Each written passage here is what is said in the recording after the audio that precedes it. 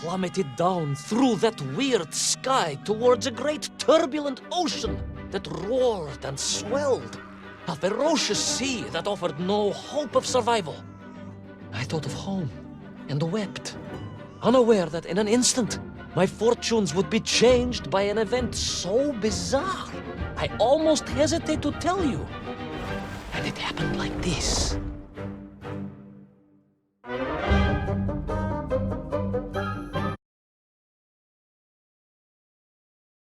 A giant whale? It was huge, General. You were swallowed by a giant whale. Yes, General. You look remarkably well for a man who was swallowed by a whale. I am blessed with a strong constitution, General.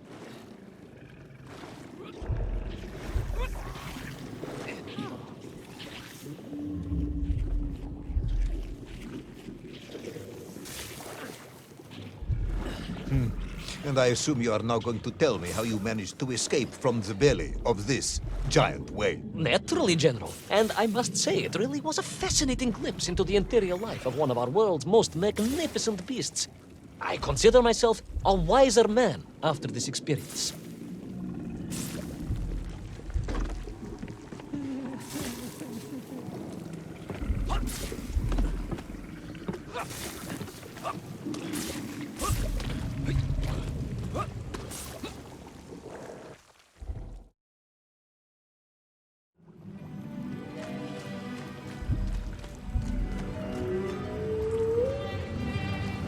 It was an extraordinary place, General. I could perhaps deliver a lecture on the subject to Moscow University's Zoological Society, if you like. I only want to help. The Moscow University Zoological Society has, I suspect, better things to do than listen to the ramblings of a man who claims he was swallowed by a whale.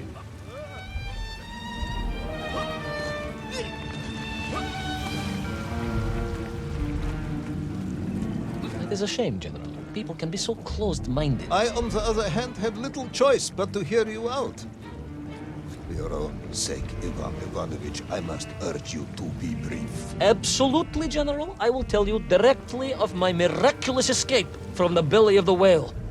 You simply won't believe what happened next. That is becoming a dangerously overused phrase, comrade.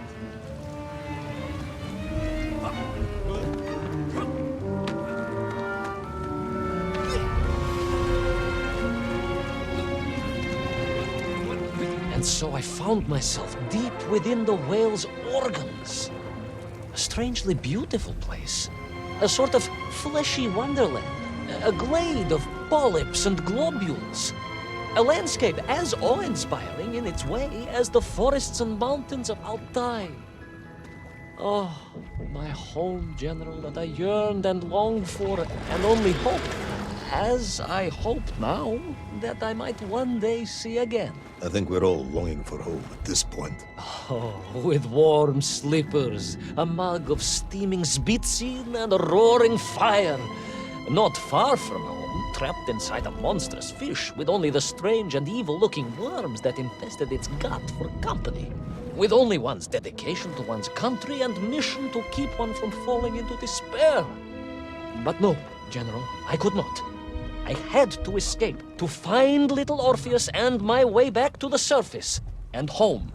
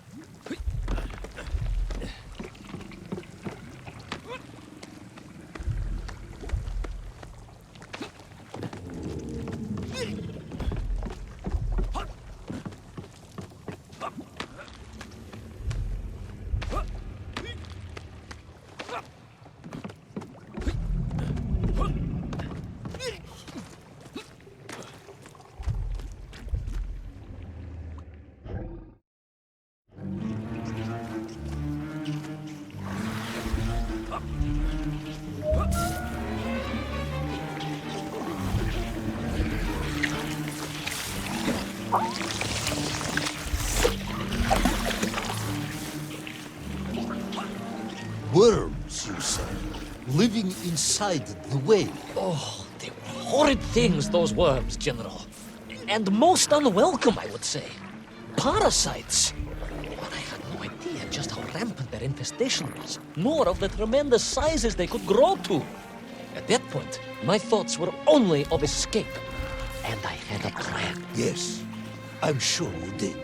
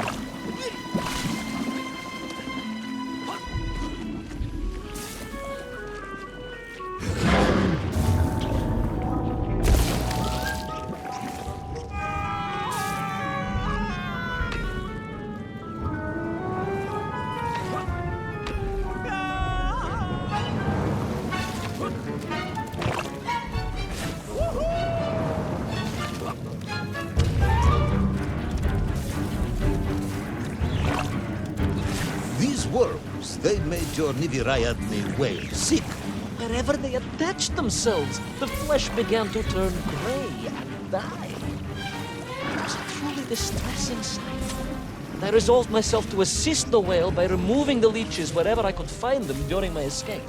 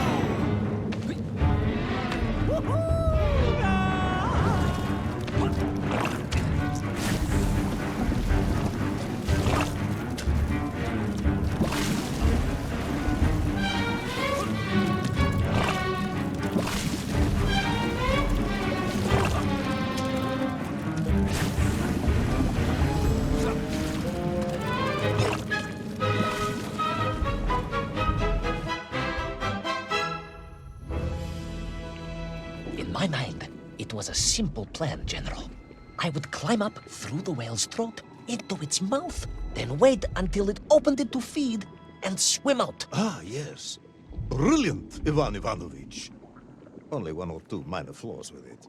For example, did it not occur to you that the whale would likely be deep underwater when it ate? Vyprava, General, but I am a strong swimmer.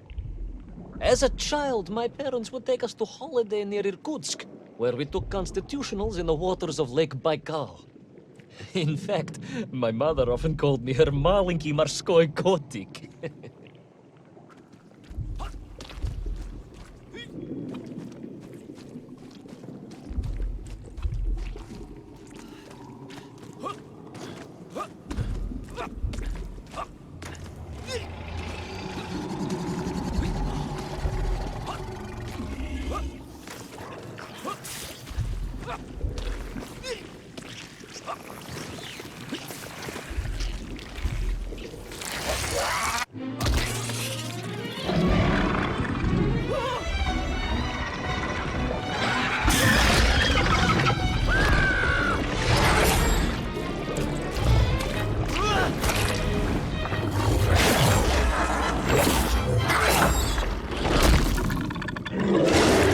giant worm for a giant whale, huh? At the risk of repeating myself, it was huge, General. The Moscow University Zoological Society may be interested after all.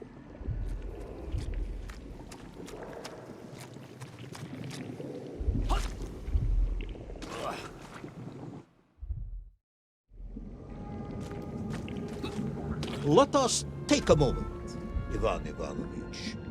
Your ridiculous plan to escape through the mouth of the whale failing, you would now have me believe you had embarked on some misguided crusade to free it of the worm infestation. To what end, exactly? When one suffers, we all suffer, General.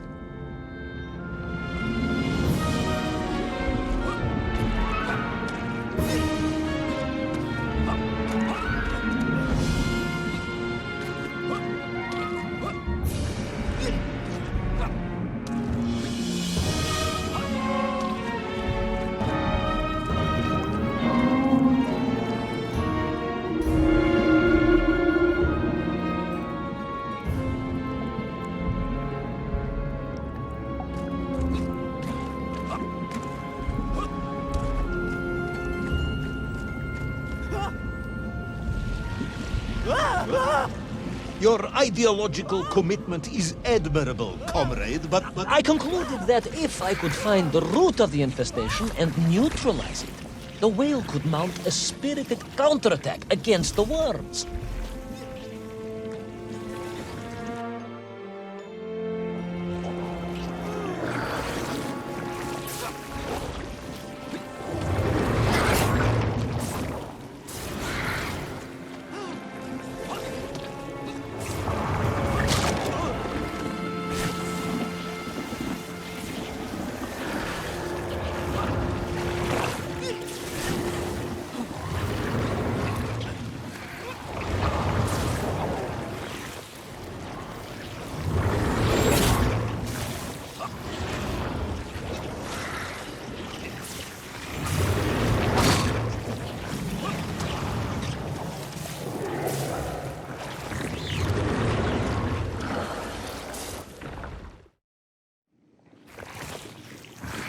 And then, victorious, the whale would surface to expel the remaining poisonous muck and slime from its body.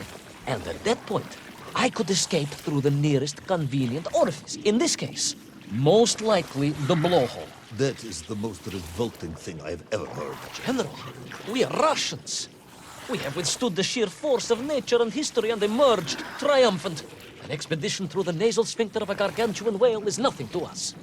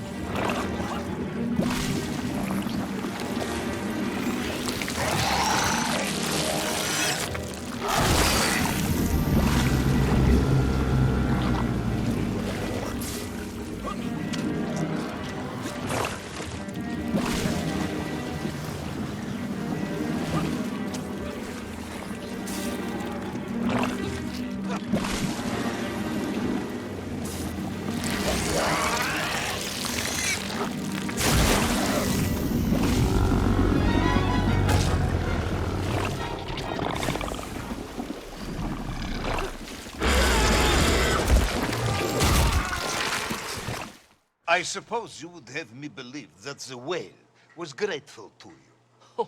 Well, General, that would be presumptuous. I doubt it was even aware of my presence. But I had more immediate problems. For if the whale might have been relieved by my actions, the worms were enraged. Worms do... Furious. Worms Incandescent. do not feel... Violently indignant. emotions. Demented, General. Deranged. Enough!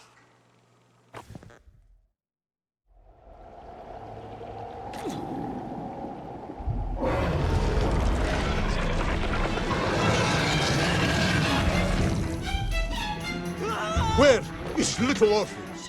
Where is my bomb? Unless you are trying to tell me the whale swallowed that as well. No, it did not, General. That would be absurd. No, Ivan Ivanovich, you are absurd. Your story is absurd. This whole ridiculous fairy tale is absurd.